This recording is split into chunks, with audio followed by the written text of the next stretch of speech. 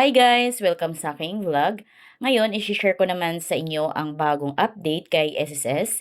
Ito yung bagong programa nila, ang SSS Loan Lite.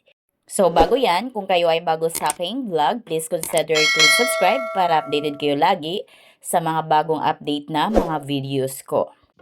So, itong SSS Loan Lite, ito yung bagong programa ni SSS na kung saan pwede kayong makapag-apply ng loan through online through Union Bank.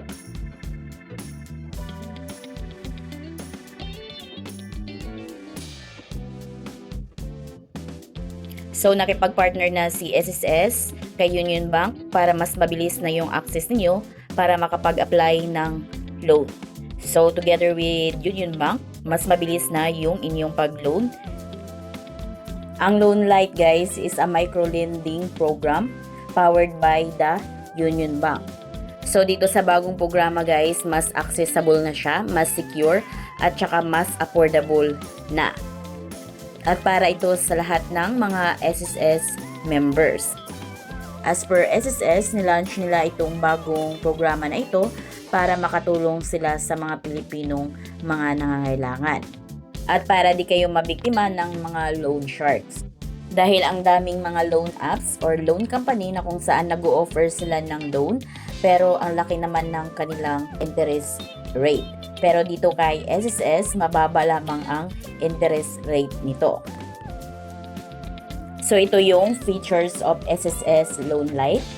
So yung loan amounts tailored to member needs range between 5,000 up to 20,000 pesos ang inyong pwedeng ma-loan dito.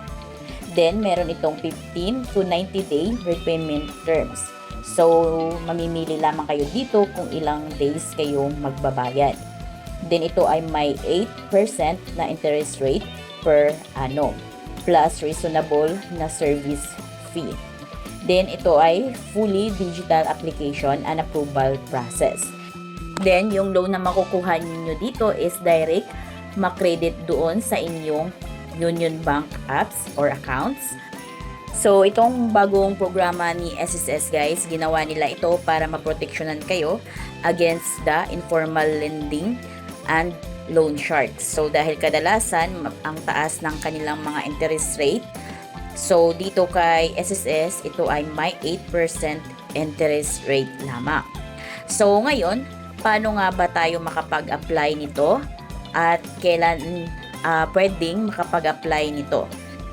Dahil ito ay bagong programa na nilaunch ni SSS, hindi pa ito available sa ngayon, pero soon maging available na ito sa ating SSS account at Union Bank account.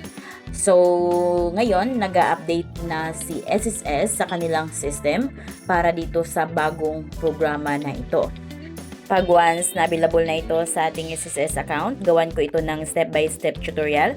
Kung kayo ay bago sa aking vlog, please consider to subscribe para updated kayo lagi sa mga informative na mga videos ko. Thank you for watching!